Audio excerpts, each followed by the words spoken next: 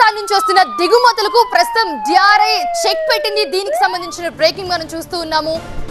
భారీ స్మగ్లింగ్ ప్రయత్నాన్ని భగ్నం చేసింది directorate of revenue intelligence DRI బృందం.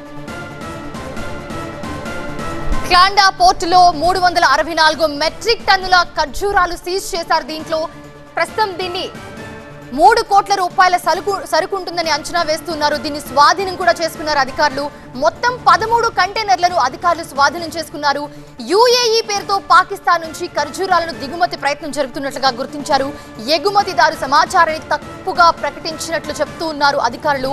వాస్తవానికి పాకిస్తాన్ నుంచి దిగుమతులపై భారత్లోకి నిషేధం కొనసాగుతోంది. ఈ దిగుమతులపై కస్టమ్స్ చట్టం కింద దర్యాప్తు కొనసాగుతోంది.